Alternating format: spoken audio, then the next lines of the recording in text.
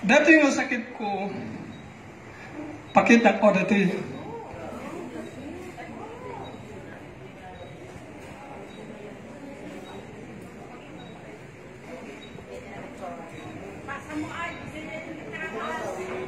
Makita nyo? Nakikita nyo? Hindi. Makita nyo? Pakita ko. Yan ako noon. Months lang.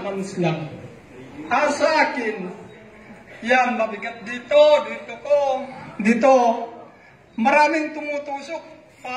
Sabi nila, pag makapunta dyan, yung laway mo, makapunta sa loob, sisirain ang puso.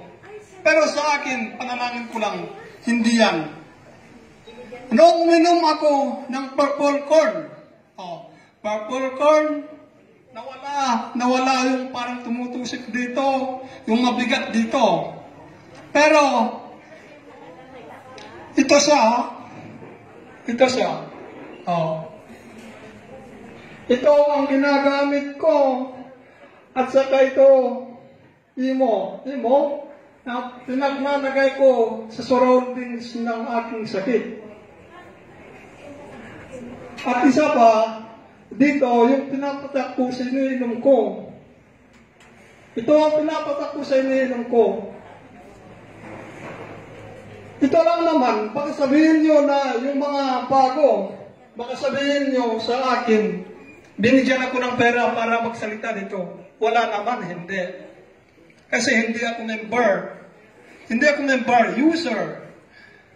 Bumili lang ako, sabi ko sa kasama ko na nagyaya sa akin pumunta ron sa Manila. Sige, hindi naman yan mahirap. Hindi naman aabutin ng 1,000, hindi naman aabutin ng 100,000 yan, sabi ko. Sige, magkano lang yan, sabi ko. Pero sa pasasalamat ko sa God, nagbigay yung president sa akin ng libre dito, sa awan niya. Nagbigay sa akin, sabi ko, try ko, kung mamatayan ako o hindi, bahala na. Bahala na, sabi ko. Pagkatapos, nung trinay ko talaga, yun, nararamdaman ko. Pagkatapos ng nawala na yung mga masakit dito na parang tumutusok, yung medyo na ihi ko, nawala. Yung medyo masakit na umihi ako. Yung masakit dito. Yung sakit ko na yon, pag stage 3 yata, stage 3. Pagkatapos ng araw, mag-brown yung buhok dito, yung mga buhok din dito, mag-brown. Pag nag-brown na yon, lahat, ibig sabihin, magkakalbo. Pagkalbo na yon, delikado. Nung bumabalik na nung minum ako dyan, parang babalik na din yung dating black. Yung black na buhok. Pagkatapos, naoperahan na ako. After 1 month, parang may nagkakarayong. Alam mo ba yung nagkakarayong? Yung parang nagkaganon. Jack, akas tuwing ngayon. Akarkaradab. Dito po. Basta dito. Parang nagkaganon. Nung bumili pa rin ako, nung April, bumili ako, tinuloy ko, 1 week lang, wala na. Sa akin, taga-Kalinga naman ako, pero dito ako sa Baguio ngayon. Pero kasi dahil sa hanap buhay. Dito, itong Purple Living, hindi ko to kilala. Iba-iba ang pinuntahan ko, pero ito hindi ko ito kilala. Nung nagkasakit ako, I think God ang nagano sa akin o gumawa ng paraan para malaman ko ito. Trinay ko. Ngayon, Oh, may kalawang araw na to na nakimit ako sa president dahil lang sa ganito, dahil sa ito. Sa una, may sakit ako. Ngayon na. Pero hindi ako member. Pero pag sabi ko, gusto kong makatulong sa kapwa nating tao. Pero wala akong oras Sa akin lang gusto kong makatulong. Sinasabi ko sa iyo, kung may oras kayo, bakit pa tutulong ka na sa kapwa mong tao kung pwede?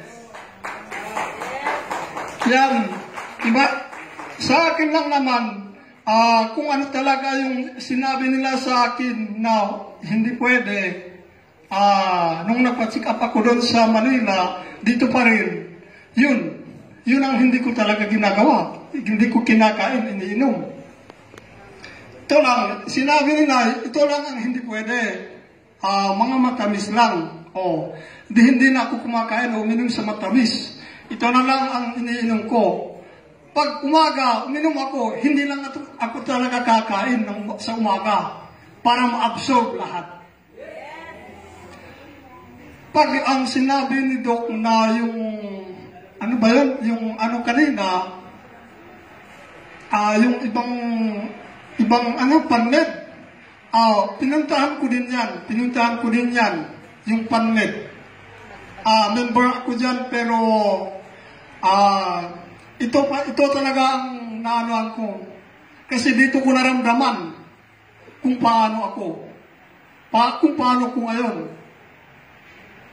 Ang stage 3 cancer, delikado yun. Ang sa mga tao na pinupuntahan ko, na nadidiri sila sa akin. Pero sagad, sabi ko, bahala ka sa akin. Ikaw naman ang gumawa sa akin. Hindi ikaw ang nakakaalam sa akin. Kaya sa akin, maraming pasasalamat ko sa Panginoon para ginamit niya ang tao upang makagawa dito, sa company dito. Kung meron man kayong kakilala na pwede natin tulungan, why not na hindi natin ipursige o gawin natin ang pwedeng gawin natin para makatulong. Nakalimutan kong sinabi bago ang lahat, ako si Marshall Dapay. From Dananaw, Tinglayan, Kalinga. Pero ngayon dito sa Baguio, sa Kias, malapit sa PNA. Katabi ng PNA.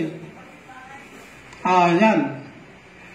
Kaya marami kong pasasalamat sa Panginoon para malaman ko ito na pwede ko siyang gamitin para gumaling ako at makatulong sa ibang kapwa.